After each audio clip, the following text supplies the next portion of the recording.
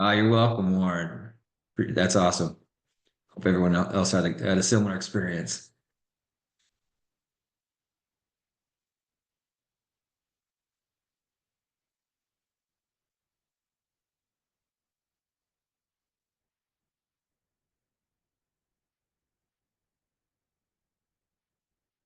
All right. Well, we're going to be recording things. We'll start off with housekeeping and all that too, and then we can, since it's recorded, people join late, they can always catch up, and then we'll have Q&A at the end too. So yeah, maybe you'll get some questions that people are like, well, we covered that in slide one, but we'll be patient.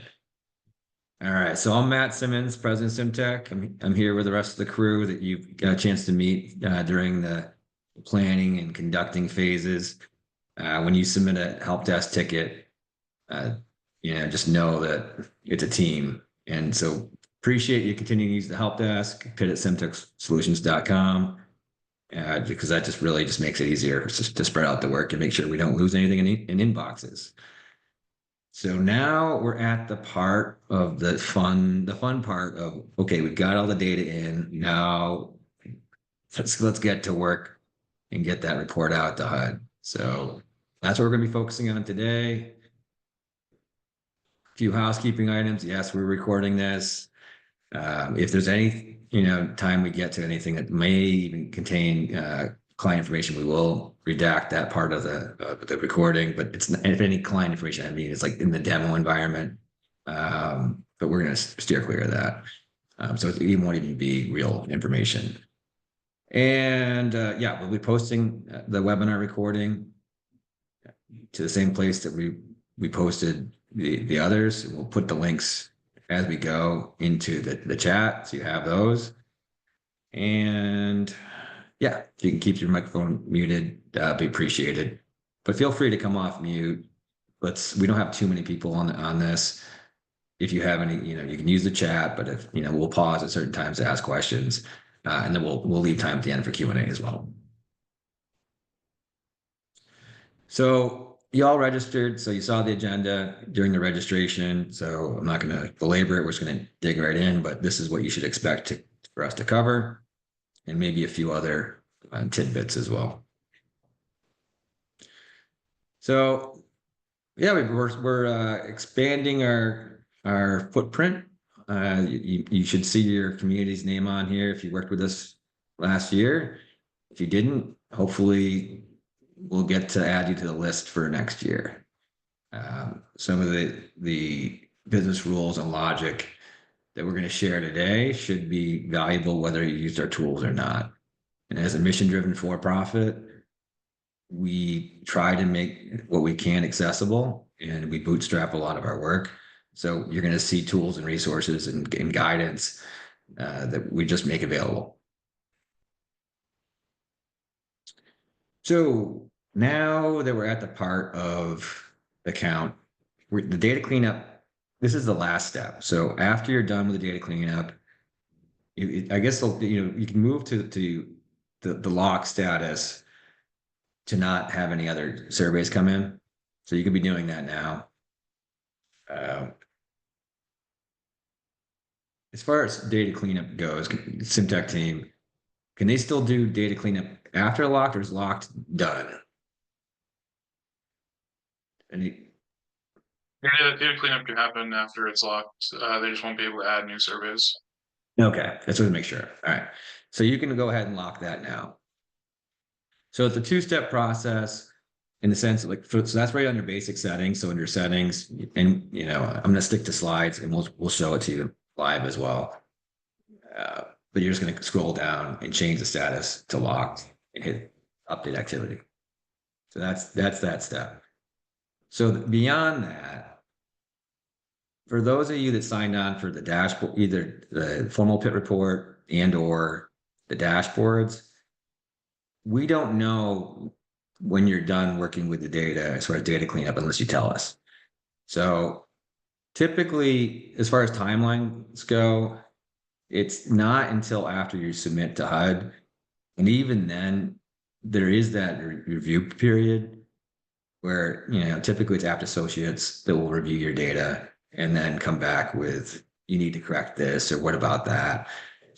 So, but I also understand that a lot of times you're getting pressure from the community to get the report out as soon as possible.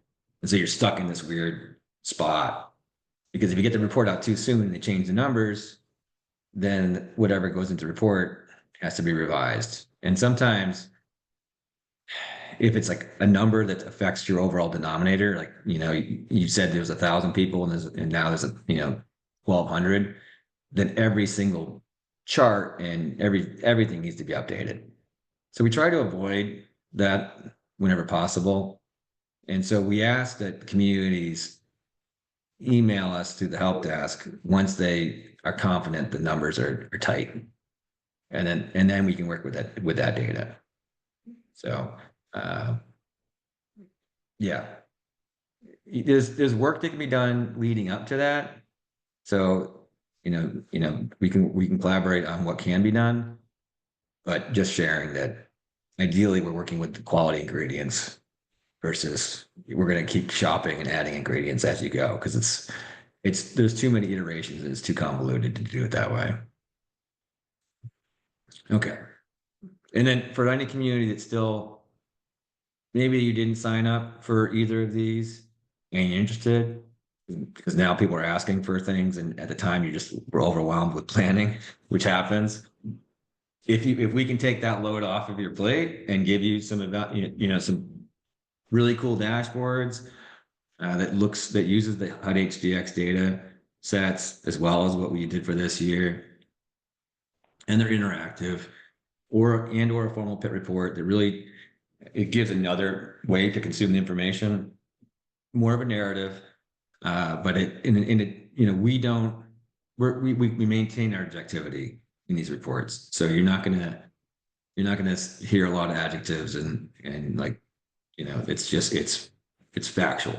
So if an executive summary, you can manage that on your own. That's the place for you to add your own, I don't know, language about what you're seeing. So on the data cleanup portion, and we can share this as well, and as an FAQ, we'll drop it inside the chat. This is from the demo environment, so no, maybe not. This is a community in California. So all those little dots that are all around the country, typically it's because someone entered an address manually, so they didn't have location services enabled on their phone, and they entered the address, but it doesn't. If it's not a mailing address, like something you can actually put a number to and then associate with GPS coordinates, oftentimes it will show up in a totally different area.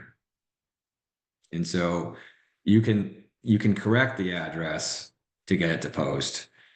Sometimes it's like, well, where did they send this volunteer? They said this, I think they meant that. But just think about when you're correcting addresses, like, can I send mail to this place? A lot of times you'll see like the corner of this street and that street, for example, was what they'll put in. And it's like, it just doesn't, there's no magic in the way that the GPS translator works. So we're taking a address and converting to GPS coordinates. And so you end up in, Spain or Turkey or wherever. So you need to pull those back, get them corrected, and then they'll be part of your reporting. Because right now, the way that we do the geospatial reporting is it's thinking about the polygon that's your continuum of care and what pinpoints fall within that polygon. So if you've got something that's way outside, that's not part of your COC, it won't get pulled in. Any questions on that piece? And again, we can save time for our demo too.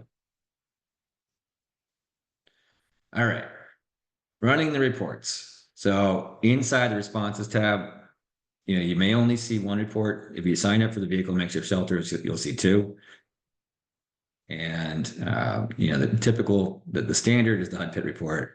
You can run this with filters applied, so both on the map based or the filters, using that filter icon. So just know that. So if you just run it over, particular gender from this part of town, you can do that, which is pretty cool. But typically, from a data cleanup piece, you would just run it for the entire COC, and then within the report itself, we've got a data quality section. So, and then again, here, the typical settings you'll use. It's for the unsheltered.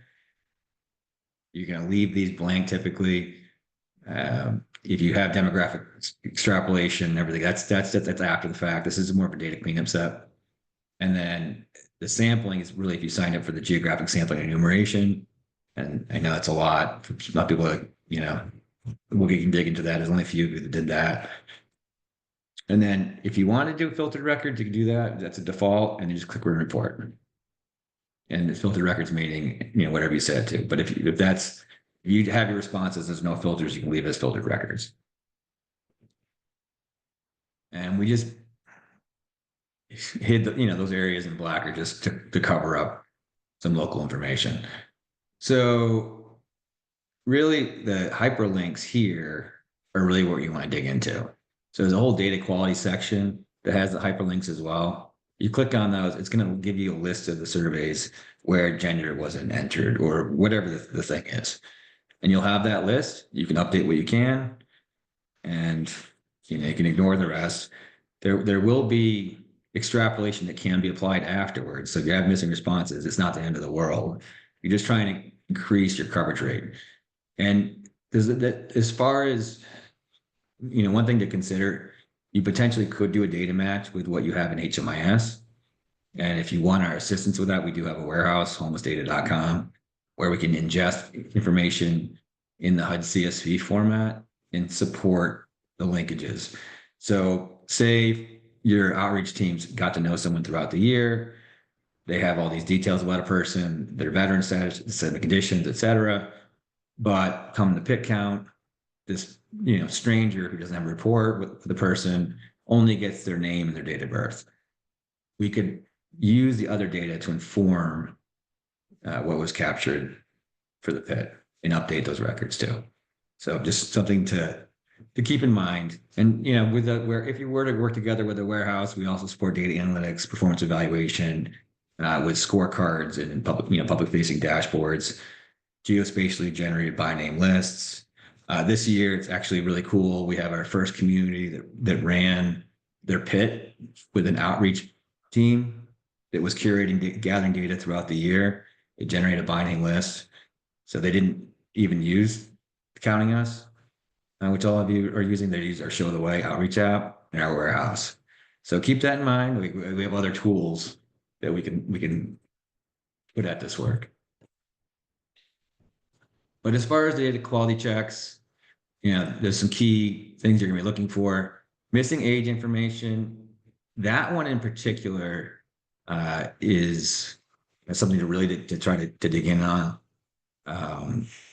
Without an age range, at least, we can't create the household definition because we don't know if the person's an adult or a child. So that's the big thing on that. So, okay. Yeah, I'm trying to think of other things like, yeah, unknown household type. That one right there is probably the biggest. And that tends to happen. All right, so Don, yeah, I saw that the command center is crashing. We just had an update late last night to add some new functionality. So that's unfortunate. It may be something to do with that update.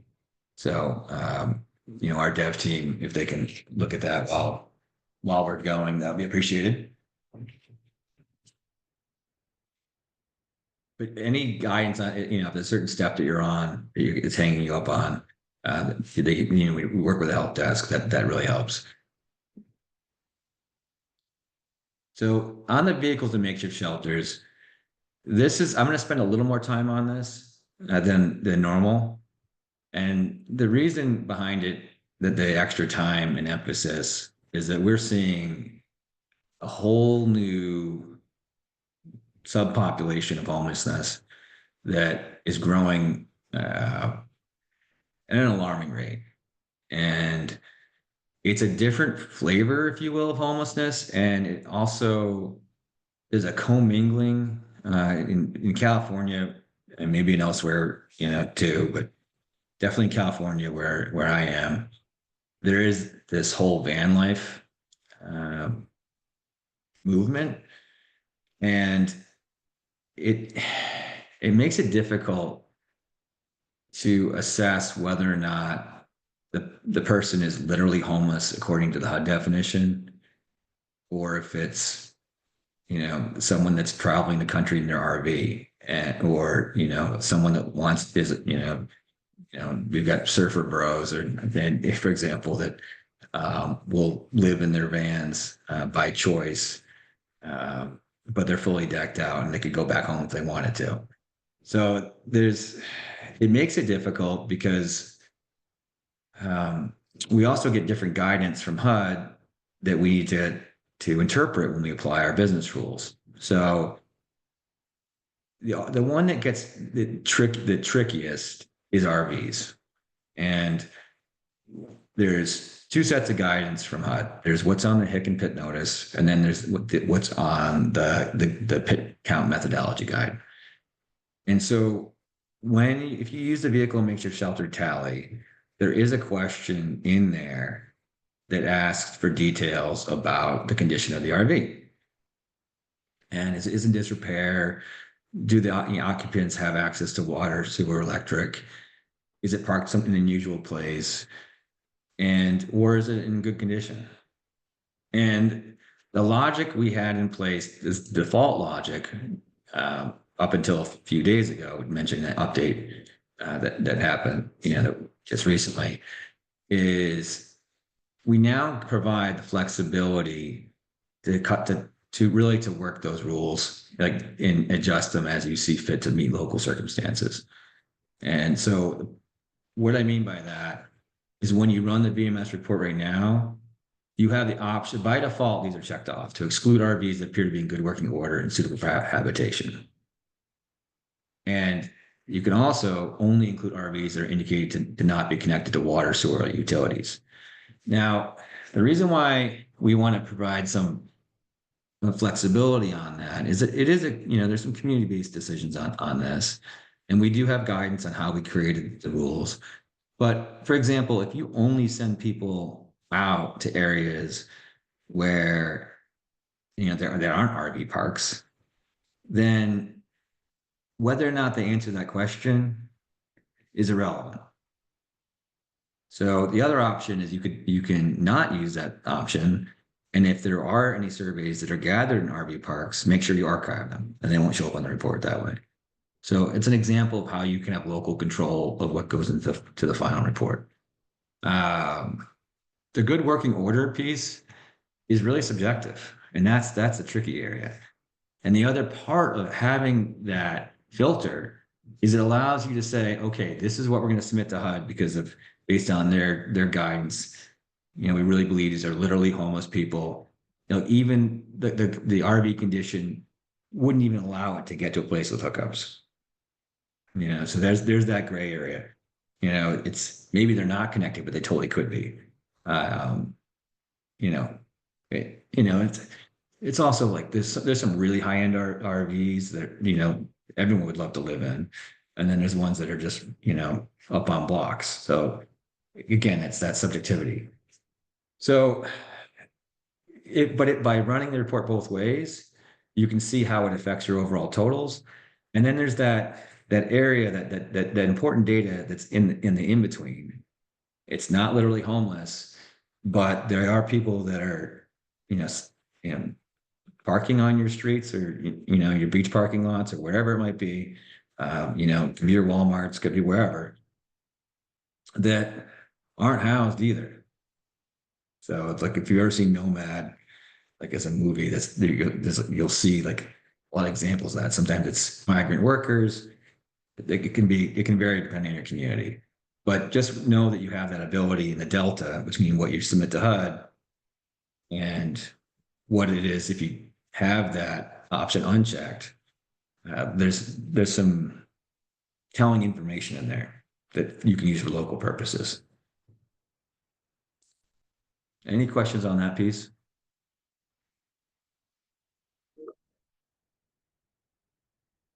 Got it. So I personally love Excel. Not everyone's a fan, but we've created a lot of tools with Excel. I feel like it allows me to be a quasi developer in the sense that I can have the data in one place and create output in another. And you can see my business rules and logic I apply because you can read the formulas. So to work with your own data, it's just going to the responses tab and then clicking the export. Now, if you want to have the vehicle makes your shelter tally data in there, there's a response type. You just need to change it to all. All right. And it will create a CSV file, which you can then save it to an Excel workbook or whatever. You can bring it into Tableau. You can do other things with it. If you're going to bring things in Tableau, get rid of the PII, the personal identifiable information. Just make a little note for that. So for this year, to go along with all our work, we really want to be methodical and transparent in our processes. And we want, that helps you when the idea of being like, if you have questions, that's one thing, but oftentimes you'll get questions asked of you, like, how'd they do this or what'd they come up with? So we have formal programming specifications for the VMS report, the vehicle makes your shelter report, as well as potential business rules that can potentially be applied locally for the extrapolation of subpopulation results, chronic status, and veteran status. And that's something I'm going to spend a little bit of time on as well, in the sense that we had been leaning on the HUD extrapolation tool.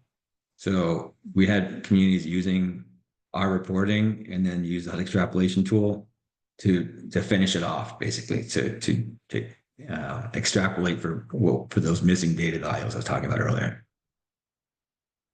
We were caught off guard, I don't know how to say it, by not knowing that it didn't account for chronic, even though it's chronics on that tool, it doesn't do anything to adjust the numbers, as well as the subpopulations and veteran status. So rather than having HUD redo their tool, we created our own logic in an external tool that we can make available to you that I'll share. That will, so and it comes down to this. Let's say, for example, in your community, you have 80% of your, just hypothetically, let's use 80% of what between surveys and observations. 80% are surveys and 20% are observations. That's actually really good. I think we're seeing as more people are stretched in with volunteers, that 80% figure is hard to get to. Well, if during those surveys you found out you have 100 veterans, if that's the number reported, then the 20% that you observed, maybe they're veterans as well. So we had to create logic to account for the fact that you have 20% observation tallies to extrapolate to fill that in. So, and we saw it with communities that we don't work with as well, that were underreporting their figures. And I think the National Homeless Information Project called out a couple of communities that were non-clients, and it just elevated, like, yes, we need to have tools for this. So that's what we did. We wrote specs and created a tool. And how all this works and how it works with data analysis in general, it's too much data from too many sources to manage all this, without having some structure to it. So we created the results file format a while back, but we've updated it since to meet, to align with the new what's changed and add some other key details like meta table, information about the data. And we also have a results generation tool. So if you want to combine your data that's coming from HMIS, maybe from DV, what other sources, you can use this tool to get it into that format. And then once the data is gathered in that format into a zip file, we can actually upload it into, we have a compile results feature inside the command center that will bring it all together and create the report that you can submit to HUD. So this is a interactive, this is a flow chart showing how that works. But the key part is that results file format, similar to what Sage uses for the APR. Instead of like you keying in thousands of data points, is a result string that you just upload.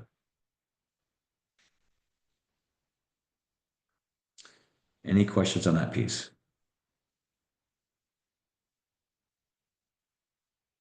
Okay. So this is what's going to look like. I can share my screen again on this. This will be coming soon, but just know that we'll post it up on our resources page, and we're just kind of tightening up a few things. But it's an interactive tool where you can choose what you want to extrapolate on to. So what business rules you want applied. And as you go through, the instructions will update and will tell you, like, what it is that you're doing. And again, use the help desk if you get stuck. But the bigger part of it is to use that results file format, and then it gets applied, and then it'll create the different table shells. But the other part that this tool does is it takes, if you are using the vehicle makeshift shelter work, it takes those figures.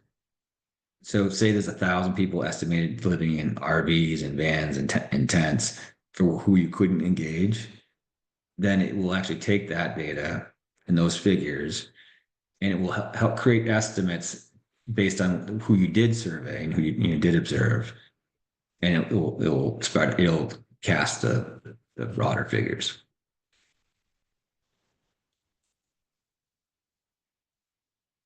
Okay, so we have several links. So we have a support page just for admins and FAQs just for admins. And so all of the things we talked about are on that. There's links here. We're just going to give you the link to the one FAQ page. So you don't have to copy them all down because they're all there. But just know that we have the resources behind, everything that we do. And if it's something that's missing and you're like, how do I do this thing? Just email us at the help desk, pit@syntexsolutions.com. And if it's something that we feel like others would benefit from too, we'll create another FAQ. And so this is not something we started yesterday. I mean, it's been an ongoing curation of content and building from year over year. And so hopefully those of you who worked with us for several years, I could tell you, like, a lot of you that worked for several years aren't here because you just get it. You've been doing it long enough. But yeah, ideally we keep tightening things up, because the point in time count is an imperfect science, but it doesn't mean we can't do our best to get it as close to perfect as we can. And then, we want to know what we can do better. We love hearing when things are going well too, but we can't grow unless we know, what our weaknesses are and what we need to focus on. It's like going to the gym and only doing arm day all the time. Like sometimes you need to do legs. It's if there's things that we need to focus on, let us know. So we appreciate that. So okay. And thank you for Jackie for putting the link in the chat. You can use the QR code, you can scan with your phone, whatever works best for you. So that's in the chat. And now it's time for Q&A. We don't have to go for the full hour just because we haven't, but feel free to come off mute if people would like, we can bring up the command center and go through some of this together. But is there anything that you all would love to hear more details about that we didn't cover?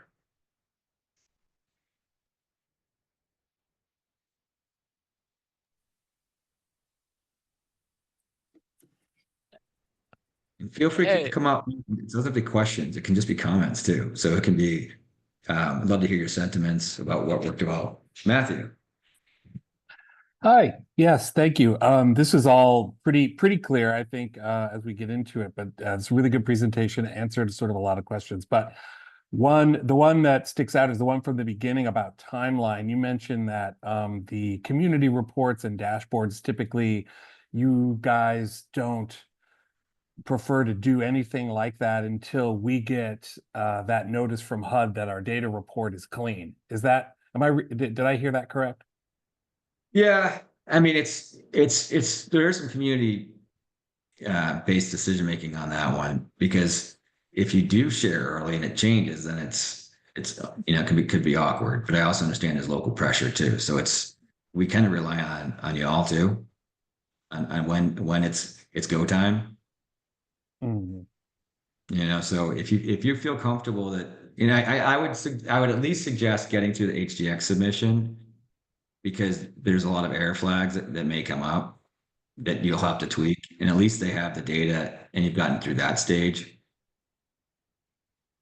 Okay, that does make sense. We're on our team, we're all sort of new to this. We had some leadership leave last year, and we've already been preparing the community for sort of, a slightly longer timeline on reporting. And I think we're there with that. So I just want to make clear. So that would put our community reports and dashboards more toward June, wouldn't it? Yeah. So it tends to be April 30th is the submission deadline to HUD. I mean, sometimes they might tweak it if it's on the weekend, I guess, but I think I don't remember, but it's right around there. And then there have been some changes with HUD TA lately. I don't know if it's affected the reviewers. So I don't know if it's going to be staffing constraints, because they do use consultants typically for the HUD review, that PIT review process. So, but typically it's not too long when they get back. But if you could, it doesn't hurt to let the person, like whoever your reviewer is, saying like, we've got a lot of pressure. Can you prioritize our work? And if you get your submission in early, I don't know if it's a FIFO thing, or first in, first out, but that I would assume if you got your homework in early, your test is going to be graded sooner. I don't know if that's true or not. It's like alphabetical, but I don't think it hurts. Very good. Thank you so much. Appreciate it. Yeah, for sure. hey, Matt and everybody. I had a quick, reasonably simple question. First, thank you all for all your work you did with this. You really do make the PIT process go pretty smooth for us. So definitely appreciate that. I was just looking at like the quality issues that were flagged when I ran the PIT report, and there's several that are like observation counts that have that option selected that's like unknown age, think 25 plus. And I guess I was wondering, like, does that mean do we need to like just sort of assign an age to those sort of participants, or like, yeah, what's the deal there? Think it's fine. It's more of and that was it's one of those things that we included or not on that report. And maybe we shouldn't include it, because I don't know how you're going to fix that, because it's an observation. So you can ignore those, I would suggest. Okay, thank you. Yeah. I mean, ideally we survey everyone, but that's just not our reality.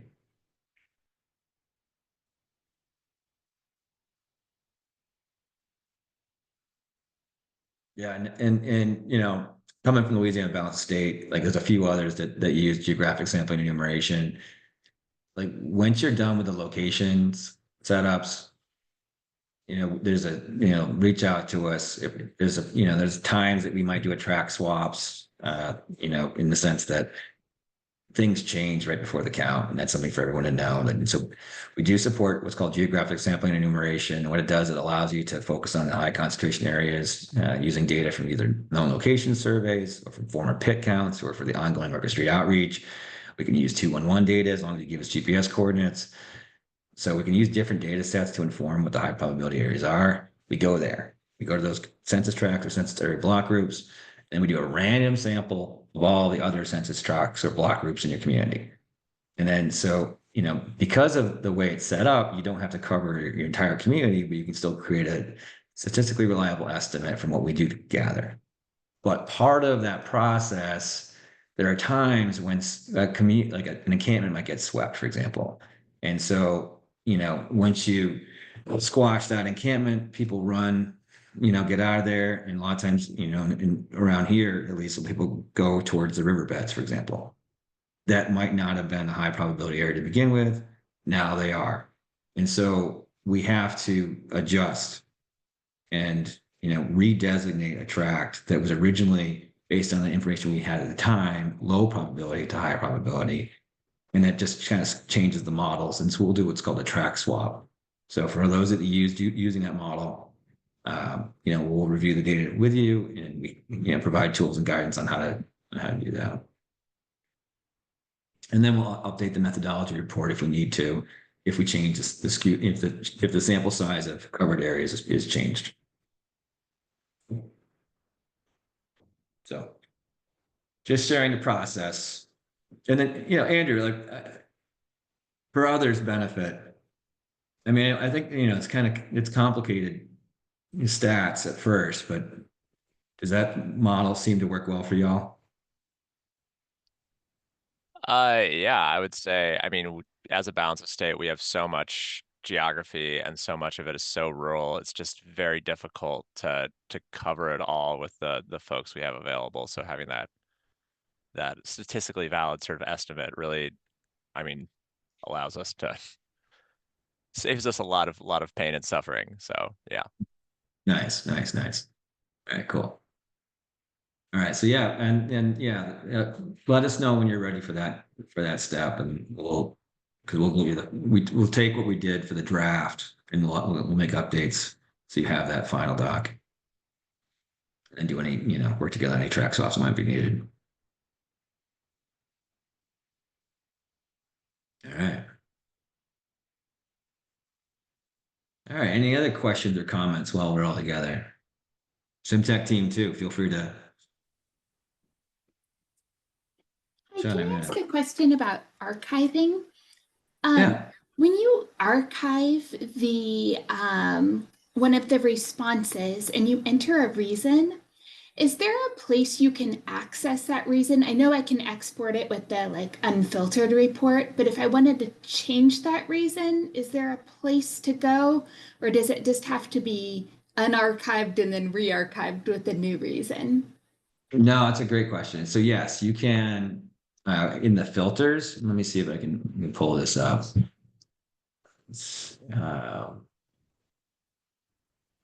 Of course, this thing's written away.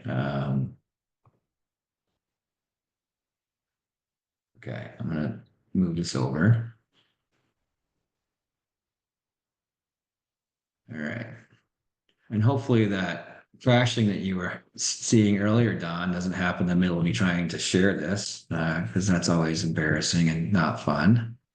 But nothing like something like that to get you to fix something, huh? So you can just see, oh no, this is, hopefully, are you seeing my screen? You're still seeing the Good. No, we can see your screen. you can see the dashboard. Yep. Command center. Okay, beautiful. So you can see we have a lot going on. Yeah, we just got past 660,000 users. I'm gonna go to the demo data store in here. So we have a demo environment that anyone can use any time of the year. And you're just curious. So it's just when you download Counting Us, it's the setup key is demo. That's it. I'm just gonna make sure, I'm gonna take it off screen real quick when I switch over, that I'm not gonna show anyone's phone numbers. I don't think I will.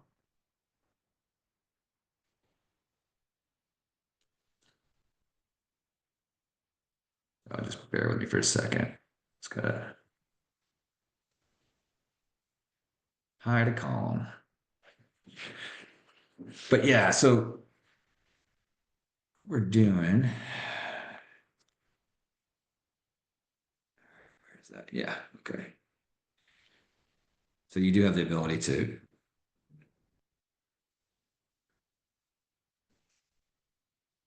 change the columns in here. This is what I'm doing right now. So you can kind of control your display. Let me get rid of the usernames and phone numbers. All right, good. Okay. All right, now I can share back. All right. So in here, this is the new Pete widget right here that Connor and our dev team worked on. So if you do have vehicles, makeshift shelter tallies, you'll see that too. And then it just kind of shows you the overall responses. Now, just know that there's sometimes business logic that will make the total responses not align with what's on the report. You know, some vehicles and makeshift shelters will get ignored. There's some extrapolation that happens. We create weighting factors, you know, based on the surveys that are gathered to create estimates for the, you know, how many people are living in vans and RVs and tents, et cetera. So just know that. So on the, you know, to answer your question over here on filters, and also my mouse is not showing for some reason. I don't know if it's the Zoom thing or what. But under response status on the bottom right, which there it is, my mouse. So I can toggle this to show the archived ones. And I can either hit apply filters, or I can just know that's already been applied.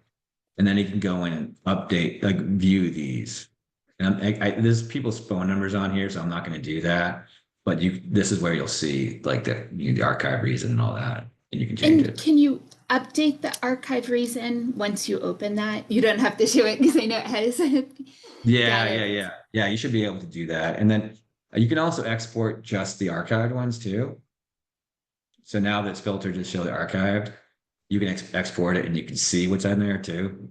So, and then, yeah, you should, I believe you can update the archive reason as well. And you can unarchive it too. So you can toggle it back. Great, thank you.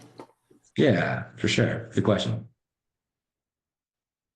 But now that we're in here, this is the reports piece that we were talking about. Oh, data cleanup on, I don't think we touched on deduplication at all. So in here, I'm going to clear out these filters.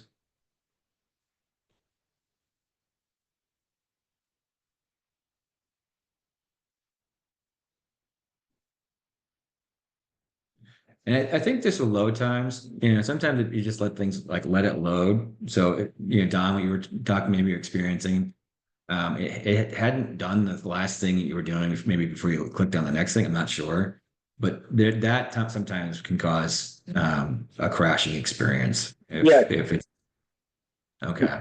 Can I chime in real quick? Yeah. Hi, Nathan Android, one of the developers here at SimTech. This is a bug we've actually been working on this morning. And we have a fix that should at least help, you know, reduce the number of crashes. Matt, would you mind maybe like refreshing to the home screen and I can walk through how to avoid it for now? And I'll try to say what's going on. But yeah, if you want to just refresh the whole page, we'll start from square zero here. But yeah, so most of you, when you come in, you'll get that and you'll be taken to you'll see your like top activities section, you know, refresh like that. If you click your activity from the top activity section, you'll get taken to another screen where it'll kind of show that activity again.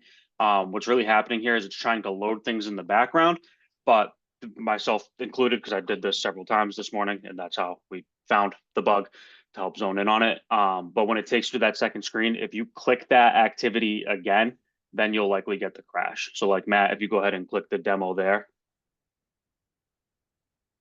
like don't click here and like wait a minute, and it should just pop into the activity.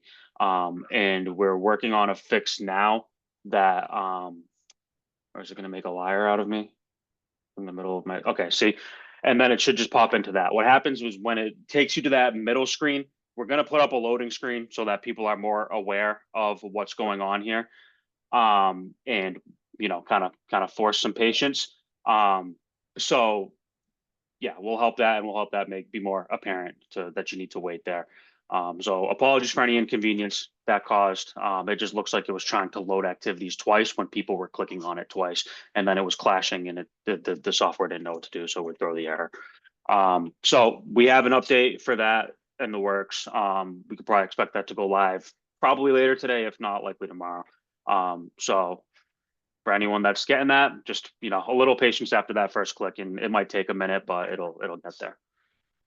Nice. All right. Well, thanks for jumping on to explain that. I think it's good to see it. Good to have a fix in mind, and then we'll get it. Yeah, I was trying to type my explanation up to Don, and then I was like, well, No, it's maybe it's just easier if everyone just sees it, because it's kind of hard to explain. Yeah, for sure. And it's also comforting for me because now I know what it is and I won't do it. Yeah. So, all right, deduplication. So thank you for that. So on this tab right here, the responses tab, you'll see link clients. And this is something that we can't, it's your data. We can't do it for you. So, but what we can do is we can put it all out there and then let you, do the work. So you can compare two records. And then from there, make the determination of whether or not you want to link them. These are all potential duplicates. Wow. Oh, because there's a lot of John Does. That's what it is. So I'm going to cancel out of this one. That's not a great example. So like a couple of these. So I could pick a couple of these. Let's see if there's anything a little closer. Well, hypothetically, just say I'm going to pick these two. All right, so I compared click 3. And really the goal here is, are they in relatively the same area? What are the responses? Now I'm starting this. I don't want to show phone numbers again. Are the demographics the same? Is there enough information that this is the same person? And if there is, what we suggest you do is try to create one good record out of the two of them. So, ideally you can see one's better than the other, and you just archive the other one. And then, so that's the easiest thing. But if there may be times where it's like there's a good information on one and good information on the other. So create one good record and then archive the other. Well, that's a step you can all be doing now as well, that we save for demo so you can see it. Lisa, good question. It doesn't just use first name. It should use it's probabilistic determination, which is a kind of a long way to say different data points, and based on those data points, suggest what might be the same. And the other thing to potentially do that some people, again, this is another opportunity for Excel. So if you love Excel, there's two formulas that you can use, that I use together to work in Excel to see if something's a dupe. And one is the concatenate formula, and the other is the exact formula. And the way it would work is you concatenate the values that you want to look at. So I'm going to do name, I'm going to do gender, and maybe age as a starting point. So you use equals concatenate, and then you're going to put those three variables together with a comma between them, and it creates a longer thing that basically has everything joined together as one field. And then, so when you sort the data by that same order, you use the exact formula to say, are these two things the same? And if it says yes, so it equals exact A2 comma A3, let's compare it with the results in A2 with A3. And if they're the same, it will show true. So you can use data filters, auto filter, And all things I can explain to you too, if you want to do it. Like we can set up a time. And then we'll show your matches that way. So you can use this tool. We suggest doing it, but if you want to work in Excel, that's the approach. And then for those of you who haven't used ChatGPT with Excel formulas, it works really well. So it's like, how do I do this thing in ChatGPT? And it'll tell you basically what I just told you.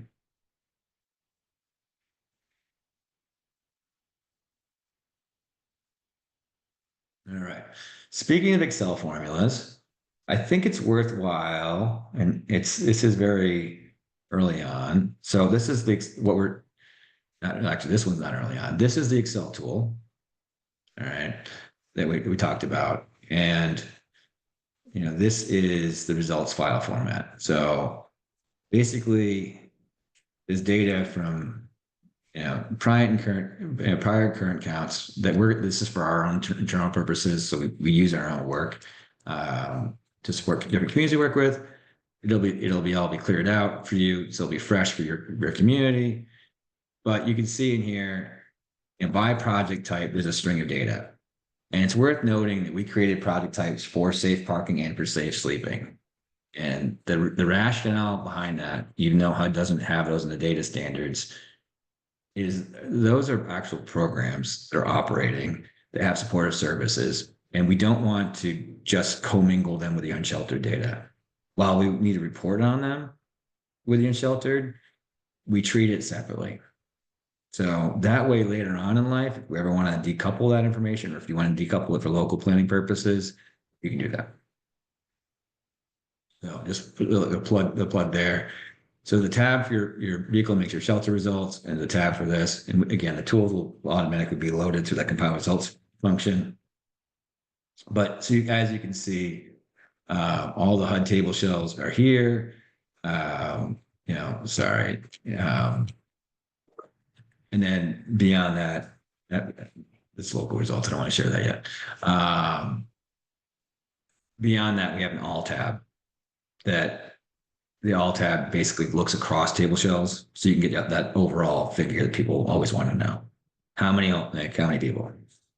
So, and that's the compile results feature is going to be updated with the latest version of the tool, and that should be coming soon. We'll send out a notice when that's posted live. But it's basically compile results. You browse for the folder that has a zip file that has all the results files, and then it will write the data out to that tool. And then the safe parking piece I was talking about, like this is where in the future, if you ever have safe parking or safe sleeping projects, you can create a similar to the unsheltered survey report. It's a project-based survey. So if you use this for shelters, you can create a project that is for the safe parking or safe sleeping. So you'll see in here, we've got safe parking and sanction encampment is what is the same as safe sleeping. So some people call it one and the other.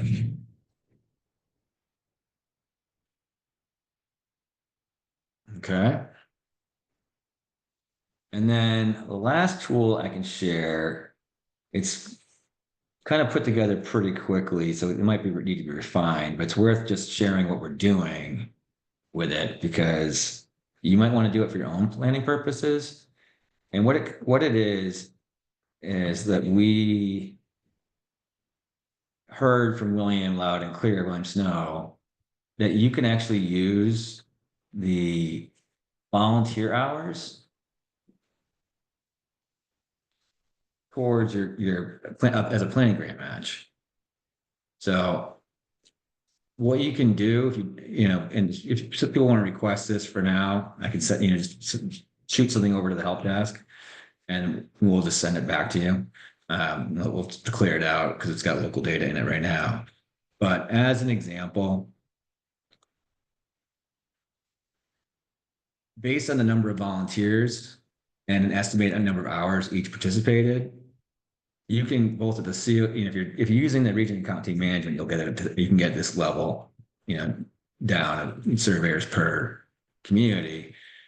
Otherwise, you can get it for the, you just plug in your own figure. You can just take this logic on your own So think about this for planning purposes. William said to use the public engagement hourly rate, but what it means is basically you can use the volunteer hours that have been donated as in the dollar value associated with their time as far as for planning grant matches. So there's that planning grant match component. And so there's different places that have hourly wage rates. Department of Labor has them. Worst case, use minimum wage. I mean, at least it's something. If you're not sure what to use, you can put minimum wage in there.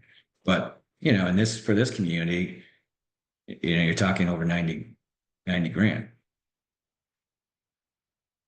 It gets them a long way there to meet their cash requirement, their cash match requirements, or the grant matches. So something to take home.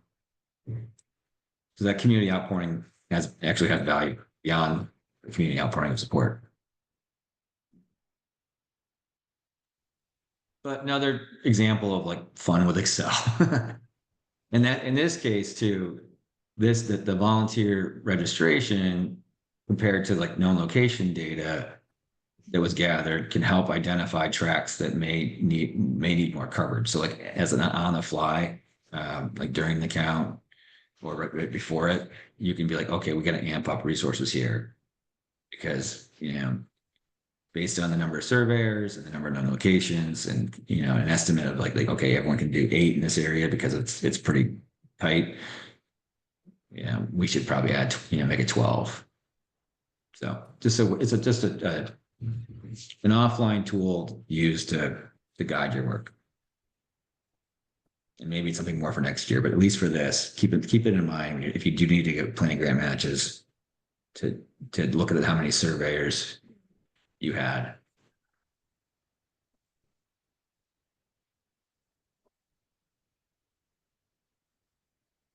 So for this one, if they had 1,783, you could use that times minimum wage. That's the easiest way to do it. Okay.